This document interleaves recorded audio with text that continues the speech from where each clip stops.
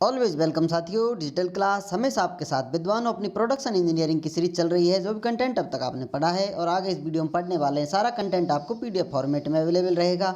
जिस तरह से मैकेनिकल इंजीनियरिंग जनरल नॉलेज की अन्य सीरीज कंप्लीट अवेलेबल हैं, इस कंटेंट का इस्तेमाल आप SSC, RRB, state, JEE, GATE, BTech, AMI के एग्जामिनेशन के लिए कर सकते हैं। इससे पिछली वीडियो में साथियों हमने ड्रिलिंग मशीन के कुछ ऑपरेशन के बारे में जाना था। सीरीज में हम ड्रिलिंग स्टार्ट कर चुके हैं। ड्रिलिंग मशीन पर किस प्रकार की घटनाएं होती हैं साथियों, किस प्रकार की प्रक्रियाएं होती हैं, किस प्रोसेस को किस नाम से जाना जाता है, वो सब हम डिटेल स्टडी करते हुए आ रहे हैं। अब यहाँ पर साथियों रिमिंग भी देख ली थी हमने, बोरिंग देख ली थी। उसके बाद नेक्स्ट प्रोसेस थे साथियों काउंटर बोरिंग, काउंटर सिंकिंग। ये सब हमने डिटेल में स्टडी कर लिया था पिछली वीडियोज़ में। अब नेक्स्ट टॉपिक पर आते हैं साथियों, स्पॉट फेसिंग। यहाँ पर ड्रिल मशीन पर होने वाला ये नया ऑपरेशन है, या आप कह सकते हैं नेक्स्ट ऑपरेशन है, जो कि परफॉर्म होके रहेगा स्पॉट फेसिंग। अब स्पॉट फेसिंग क्या होती है साथियों? स्पॉट फेसिंग एक तरह से हॉल बना हुआ है, उस हॉल पर एक तरह से स्पेस एडजस्टमेंट के लिए कुछ और जगह बना ली जाए, साफ कर दी जाए, फ्लैट कर दी जाए, तो वो स्पॉट फेसिंग कहलाती है।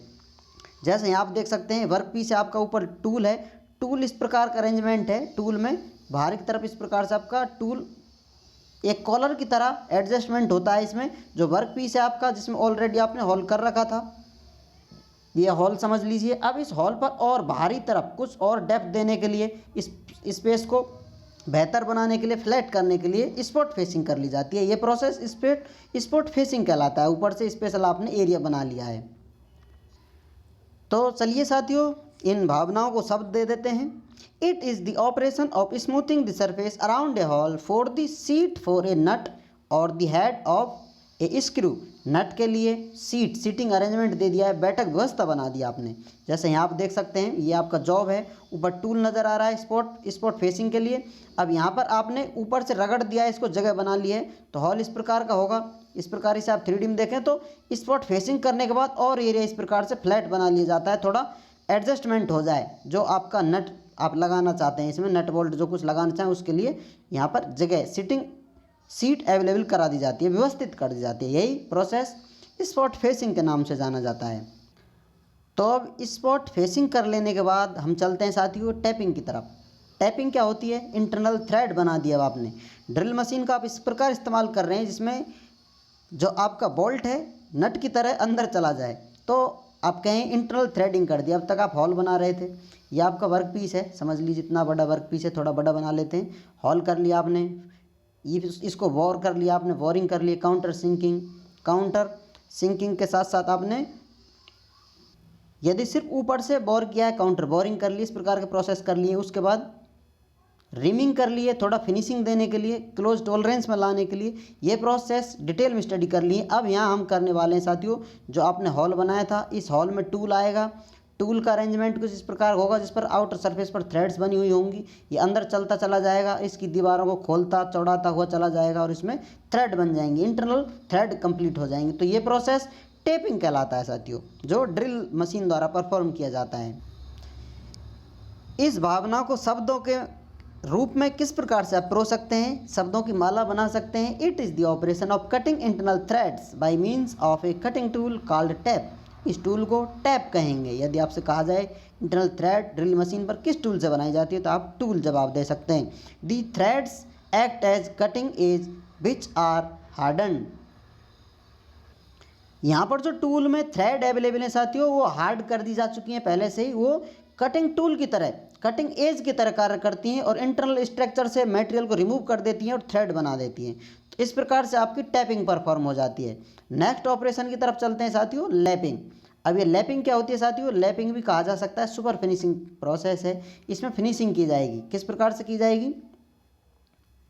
आपने कोई जॉब है साथियों, इस प्रकार का कोई कॉलर समझ लीजिए, ये जॉब है इस प्रकार का इंटरनल, इसमें डायमीटर, इसका इंटरनल डायमीटर और ये आउटर डायमीटर होगा।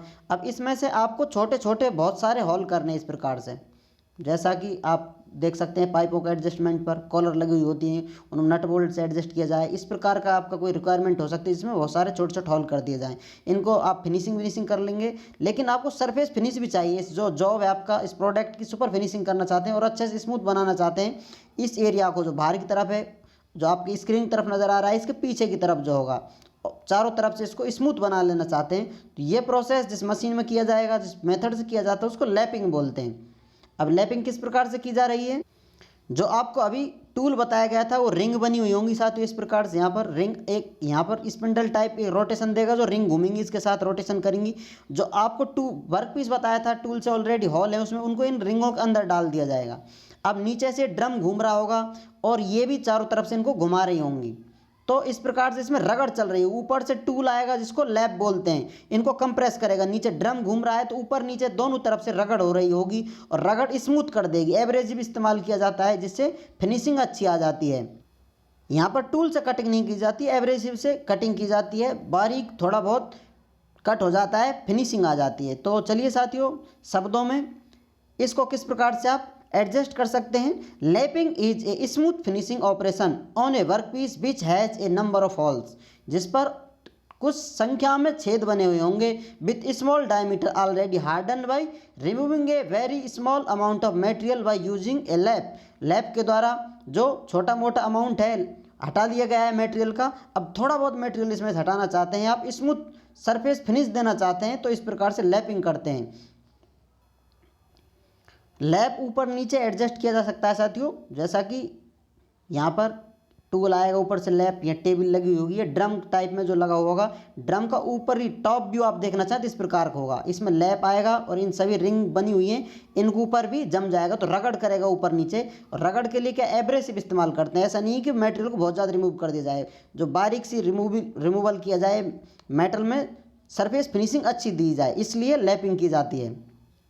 तो यहाँ पर the lap fits in the hole and is move up and down while it revolves. तो यहाँ पर लैप भी रिमूव क्या बोलते हैं, सॉरी, इसको बोलेंगे रिवॉल्यूशन करता रहता है।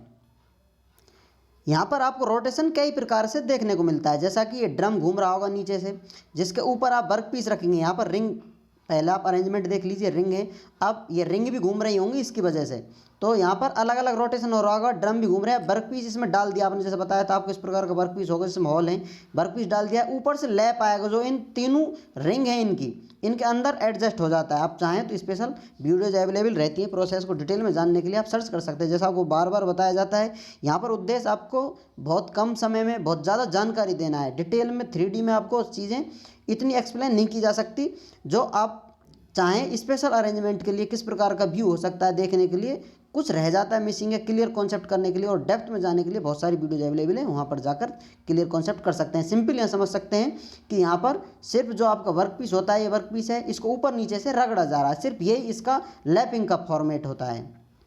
और यहाँ पर कटिंग नहीं की जा रही है, सिर्फ एब्रेसिव इस्तेमाल किया जा रहा है। समझ लीजिए हल्के हल्के घिस्से दिए जा रहे हैं जिससे सरफेस स्मूथ हो जाए। सिंपल ये काम होता है लैपिंग का।